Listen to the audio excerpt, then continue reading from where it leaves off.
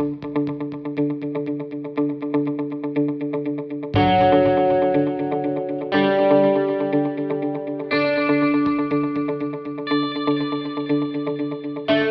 sounds like whoever wrote that question might have an ear to the wall here on lots of the conversations we have internally, because I think you've made a great point there, where the more achievable and possible the targets are, the more motivated companies are to get on board with that target and work towards it.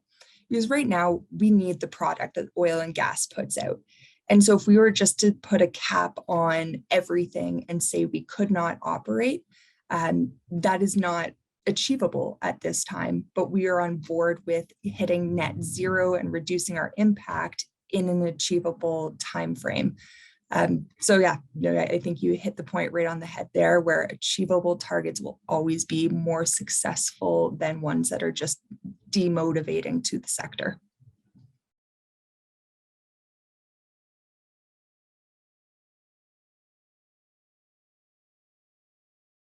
If anything, and answering that a little bit differently, I think it makes it more vital that we do achieve the targets and the evidence-based targets, the achievable ones that we're talking about. It makes it even more important to do that because we operate in such a, to the best of our ability anyways, ethically manner, from a social perspective, from an environmental perspective, governance, all of that.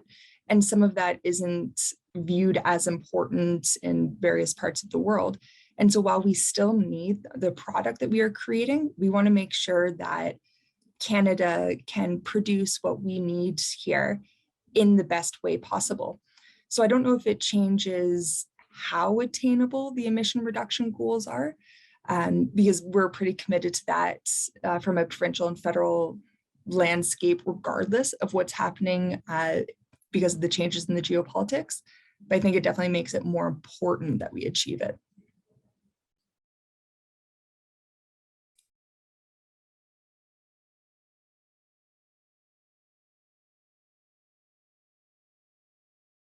So, we do some. We've got a pretty big summer intern and summer student program here. I will say it's one of the areas where I think the oil and gas sector is weaker at is early engagement, early advocacy with the young professionals and students to get some of the messages across that we've talked here today. And I'd say the common messages that we see are really on the environmental front these days, primarily on our greenhouse gases.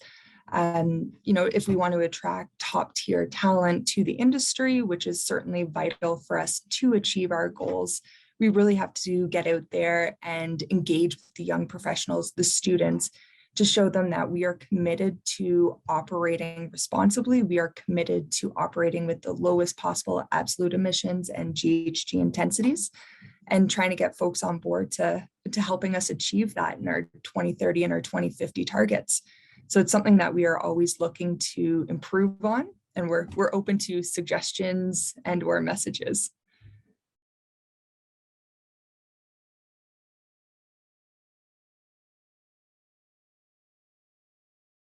I wish I had an answer for that. My boss would be really happy with me if I had a clear answer for this. It's something that we don't have an answer internally on yet, on the best way to measure and track those scope 3 emissions because of the points that you just made there, Justice, for sure. But our shareholders have made it abundantly clear to us that they want to start seeing more accountability on the scope 3 emissions. So it's something that our sustainable development group here is actively working. And, if we do another one of these sessions in 6 months' time, hopefully I'll have a clear answer there. A lot of it does come down to the individual use of the product, but just some thoughts on the top of my head is we might look at who has purchased sales capacity on the lines to see where it's going. Is it going to go to a fuel, to a gas station? Is it going to go to an airline? To see if we could do some sort of lumped measurements, but that's not a very clear and or accurate way to do it. So it's something we're actively working now.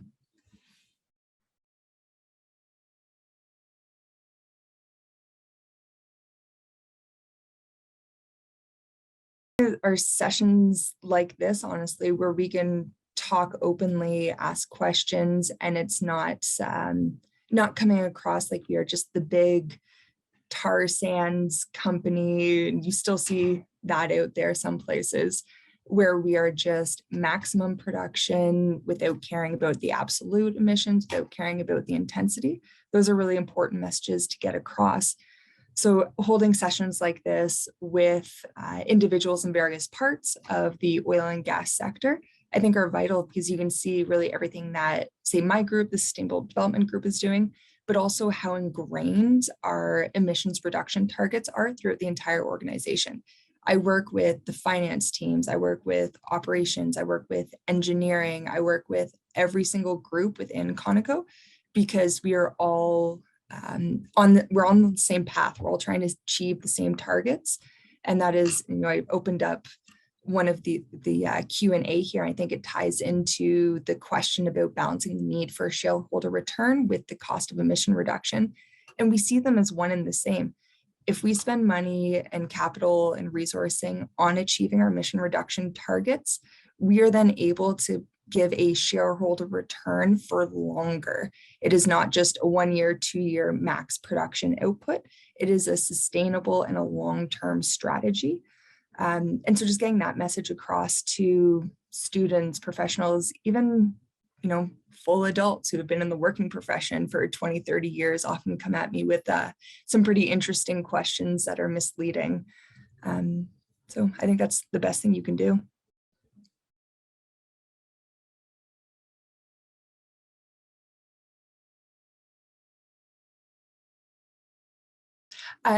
Yeah, so the specific innovation that I'm most excited about that we're working on is our carbon capture and storage, because I think if we can find a way to make that achievable and attainable for our assets, that's an absolute game changer in how what our emissions look like at the end of the day. And then from a broader landscape, this is the really fun area of the sector, is what I find, because there is so much capital and so much commitment being put into these innovative solutions that really the sky's the limits on what we can or can't try. We come out with some crazy ideas sometimes, do a bit of feasibility study, and sometimes they work, sometimes they don't. But that's the really exciting part, is having the company be open to anything that will reduce our emissions and help us perform better.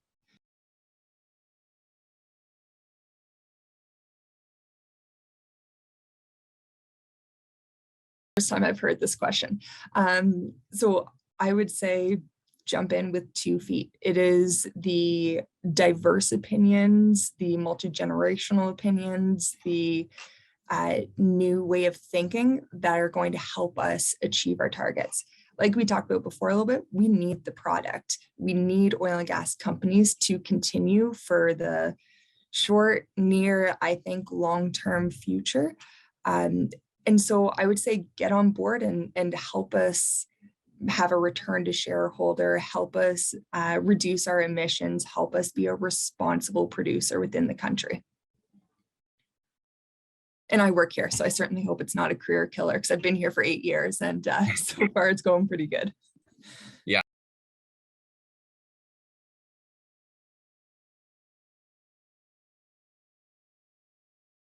The last bit of that question, it really depends who you talk to on it, on if we want more Canadian energy or if we just want to import it from other countries where, yeah, they might have a lower GHG intensity to produce their oil because their reservoirs are just different, and it takes less combustion, less other activities to get the product out of the ground. But we are so heavily regulated from an ESG standpoint, provincially, federally, that I'm really proud of the Canadian energy. It is something that, when I go back home to Toronto, I'm proud to say we're working this and we're making great strides.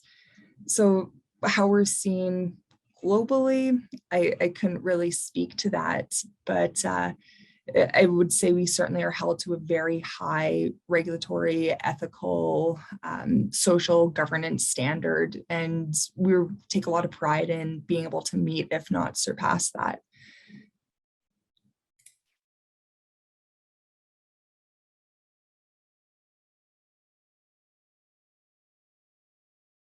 I think you just answered the first question there right for me on what I get sometimes when I go back, but it'll be, yeah, like, are we a dirty tar sands company? And it's pretty much just put that blatantly. And so I'll go through and I'll talk about what we're doing, how we're making sure that we are being responsible in our production, in our operations, and not just because we're regulated, but because we want to be. We want to be able to stand up with pride and say, you know, we work in the Canadian oil and gas energy sector, and we intend to continue doing that, and really say it with pride. My family's heavily involved in the nuclear side of things back in Ontario, Toronto, so OPG is specifically, but that's quite a bit of our dinner table talk, is comparing industries, the pros and cons of each. And while there are different pros and cons of various energy sectors, I think the same message applies, that we are committed to meeting the needs of the Canadian, the North American markets in the best way possible. So I think oil and gas is better. My family back home thinks nuclear is better, and we've just agreed to disagree now at this point. Thank you so much, Brooke, for joining us today. And thank you to all of our viewers for coming. Just as a reminder, our next in-person social is next Thursday, the 20, I'm looking at the wrong calendar here. It's also, 20, it's Wednesday, not Thursday. It's Wednesday the 17th. It's a Wednesday, yes, true. Whatever day it is, it's August 17th for sure. Happens to be a Wednesday. At Barcelona Tavern, and we will be having a networking session with executives there, and it'll be really cool because you get to do like a quick one-on-one networking rotation thing, like speed dating, but speed networking. Yeah, that's all for today, folks. Thanks for coming. And Kira, so maybe I'd just add one more thing here, and a bit of walking the talk here. If anyone has any questions, follow up, ever wants to meet for coffee discussions, feel free to reach out to the organizers and they can pass along my contact info. If I'm going to say advocacy is the answer, then certainly the offer is open. Totally. Thank you so much, Brooke. And of course, you are definitely invited to next Wednesday as well to come and meet some of the students that participated today. Awesome. Thank you. All right.